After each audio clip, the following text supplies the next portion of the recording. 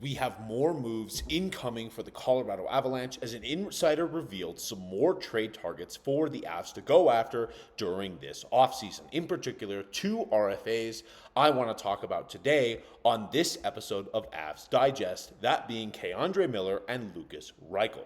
What is up, Avs Nation? This is Avs Digest. We're your number one source for all of your Avs news. We love to keep you informed. We love to have you here. And because of that, I just want to point out that 92.3% of you guys aren't actually subscribed.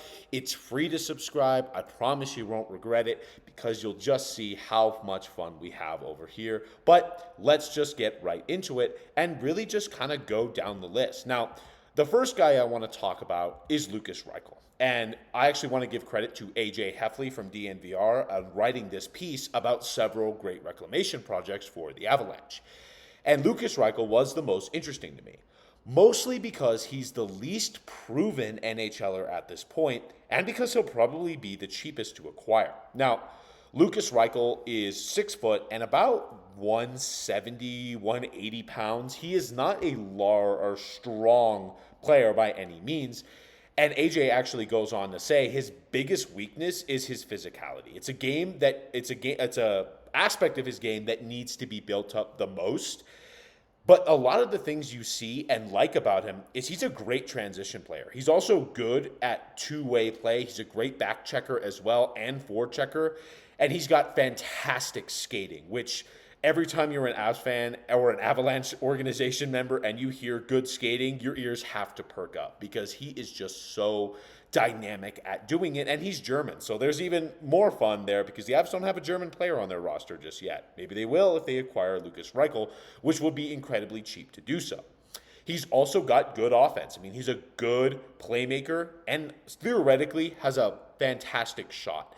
However, he really needs to shoot more. AJ actually goes into that as well. And especially with Logan O'Connor out, having a guy like this in your bottom six to grow is really interesting. And when I look at a player like Lukas Reichel and I think, what could he possibly become?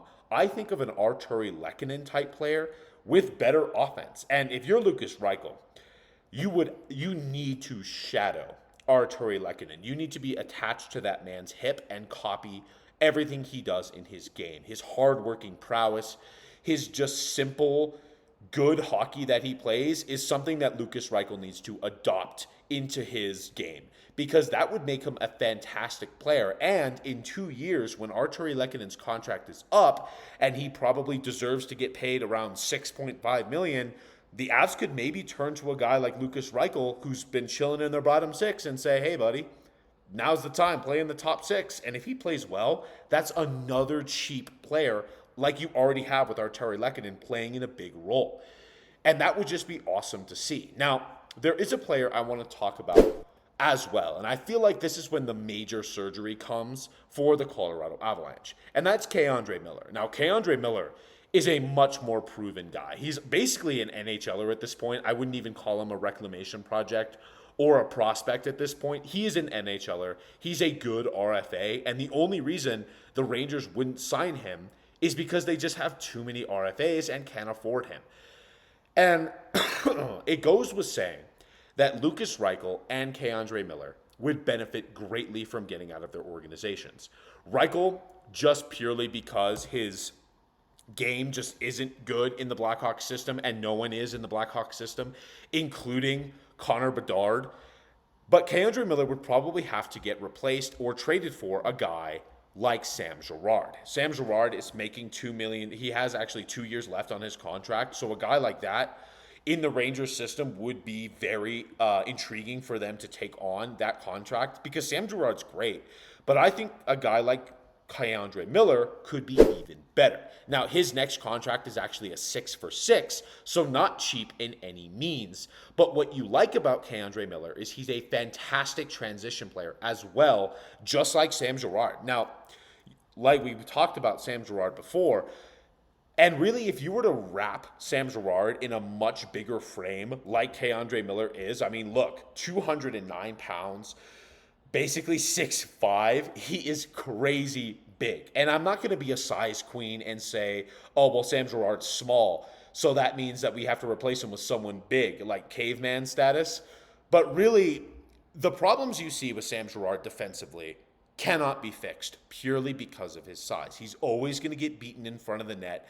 And in the regular season, yeah, whatever, that's just one goal. In the playoffs, it's death.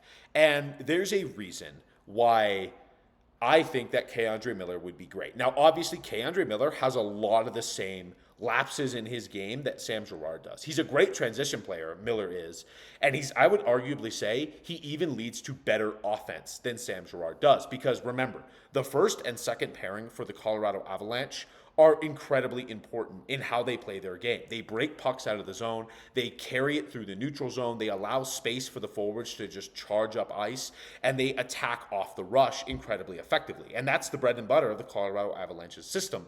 And a guy like K'Andre Miller, already being great in the Rangers system, would be fantastic in Colorado, and also would benefit out of getting away from New York and just their kind of hit or miss prospects. I mean, look at Alexis Lafreniere. I hope that guy gets out of New York at some point because he really needs a change of scenery, and I think K'Andre Miller can be even better than he already is.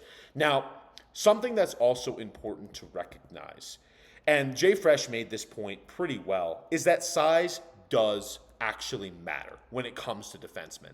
And you can see the only defenseman below 6 feet tall to play a substantial role on a cup winner since 2018 is Cale Makar and Sam Girard. And Sam Girard wasn't even there anytime the Avalanche had to really knuckle down and play hard hockey in the playoffs. He was injured that cup run, and he has not made a substantial impact in any of the postseason runs since. And it's something that desperately needs to change. The Avalanche cannot keep running it back with Josh Manson and Sam Girard. And risks need to be taken on defense because we cannot just keep returning to this level of bad defense, in my opinion. And the thing that's the most important to recognize with both Lukas Reichel and K'Andre Miller, and that's defense can be taught in the NHL. You can teach someone to be defensively responsible, especially with K'Andre Miller, who has a lot of the same problems as as Sam Girard, but you can fix that. You can just tell him to use his size. You can teach him better offense, especially being so young and getting out of New York. But you cannot teach offense. You just kind of have to have that part of your game already established. And Reichel and K'Andre Miller have that. They are effective offensive players. You might have to teach them to use it more and in better aspects, but you can't just wisp it up from nothing. Jonathan Drouin is a great example of that. He is extremely offensively gifted, but his defensive game was horrible. But the Avalanche managed to refine it and actually make it fairly good from seemingly nothing. So it's an important game to have, and it's great to have at the beginning, but you can't always have it all the time. And that's something that the Avalanche can teach to these flawed players at this moment in time. And it's something that I think would be extremely beneficial if you took the risk on. This has been Avalanche Digest. Love you guys, and I will see you in the next one.